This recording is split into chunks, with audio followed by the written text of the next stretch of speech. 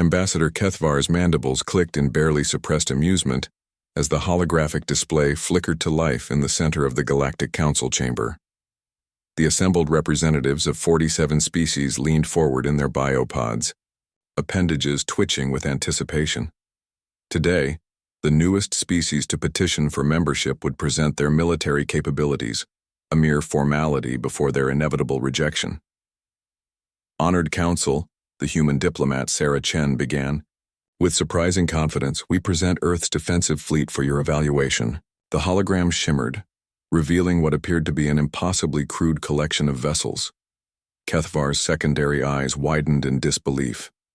The ships looked like they'd been hammered together from scrap metal, their hulls bearing the telltale marks of primitive chemical propulsion systems. Compared to the sleek bioships of the Zephyrians or the crystalline matrices of the Quartz Collective, humanity's fleet resembled ancient space debris. This is what you call a fleet? The Vorthon representative's three heads spoke in unison, their shared vocal cords vibrating with condescension. These relics appear to be powered by controlled explosions. Ripples of laughter echoed through the chamber's translation fields.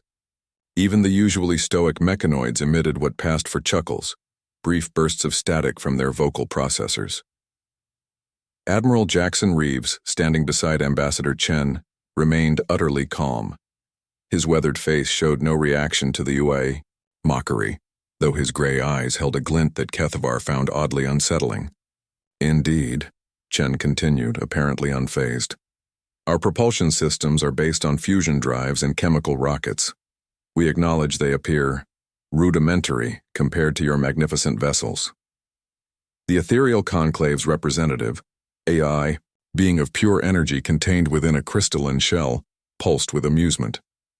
Primitive would be generous. How do these contraptions even achieve faster than light travel? Surely you haven't developed proper dimension-folding technology. We haven't. Admiral Reeves spoke for the first time, his voice carrying an edge that made several representatives pause. We use something different. Kethvar exchanged glances with the Zephyrian delegate. Different? Every species in the galaxy used some variation of space-folding technology. The Alcubierre equations were universal constants, mathematical truths that governed FTL travel across known space. Please enlighten us, the mechanoid representative requested, its optical sensors focusing with mechanical precision. What revolutionary breakthrough have humans discovered that escaped the notice of civilizations millions of years your senior? Admiral Reeves stepped forward, his hands clasped behind his back. We call it the impossible drive. The principle is simple. We don't fold space around our ships. We make our ships temporarily cease to exist in this reality. The chamber fell silent. Even the ambient hum of life support systems seemed to pause. Impossible. The Quartz Collective's crystalline form chimed, fractal patterns dancing across its surface. Matter cannot simply stop existing without equivalent energy conversion. The physics are wrong. Reeves interrupted quietly. Or rather, incomplete. You see, we discovered something interesting about consciousness and quantum mechanics. Human consciousness specifically. Kethvar felt his confidence wavering. The human's tone had shifted from diplomatic courtesy to something approaching predatory satisfaction. Every species in this council achieved FTL through mathematical precision, Chen continued seamlessly. You calculated the exact energy requirements, the dimensional coordinates, the space-time curvature needed. You followed the rules of physics as they were understood. As they are understood, the Vorthon delegate corrected sharply. Humans. Admiral Reeves smiled, and Kethvar noticed it wasn't a pleasant expression.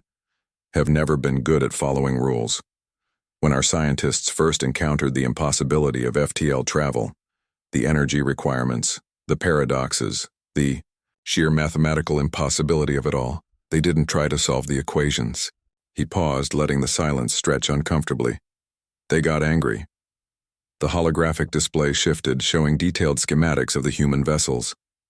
What had appeared to be crude construction now revealed itself as something far more sophisticated. Neural interfaces, consciousness amplifiers. Quantum entanglement chambers designed not for communication, but for what the readouts labeled as reality rejection systems. Human consciousness, Chen explained, when sufficiently motivated and properly focused, can literally refuse to accept certain aspects of reality. Our pilots don't calculate FTL jumps. They simply decide that the distance between 2 points is irrelevant. The ethereal conclave flickered uncertainly. That's not how physics works. Tell that to our fleet, Admiral Reeves said softly. The hologram changed again, showing real-time footage from the outer system. The collection of supposedly primitive human vessels hung motionless in space, looking like exactly what the Council had initially assumed: obsolete junk. Then they moved. It wasn't the familiar sight of ships engaging FTL drives. There was no dimensional folding, no energy buildup, no gradual acceleration to impossible speeds. One moment the human fleet existed in normal space-time. The next moment it simply wasn't there. Impossible, the mechanoid repeated, its vocal processors crackling with something that might have been electronic panic. The fleet reappeared, behind the Council's own defensive formation, ships that had been positioned as a precautionary measure, never expecting to actually need them. The human vessels materialized simultaneously at multiple points throughout the system, their impossible transit having taken exactly 0 time. Our pilots, Admiral Reeves continued conversationally, are selected for very specific psychological profiles: stubbornness, refusal to accept limitations, a particularly human trait we call bloody-mindedness. When properly trained and equipped with consciousness amplifiers, they can temporarily impose their will on local space-time. Kethavar's mandibles had stopped clicking entirely. Around the chamber, representatives sat in stunned silence as the implications sank in. The range is unlimited, Chen added helpfully. Transit time is instantaneous regardless of distance, and the energy requirements are essentially nil, just whatever it takes to power the consciousness amplifiers and life support. But the physics, the Quartz Collective began weakly. Our suggestions, Admiral Reeves finished. Human consciousness, when sufficiently determined, can edit reality at the quantum level. We don't follow your physics because, frankly, we refuse to. The chamber erupted into chaos. Representatives shouted questions, accusations, demands for proof. Through it all, the 2 humans stood calmly, watching as the most advanced civilizations in the galaxy grappled with the revelation that they'd been thinking too small.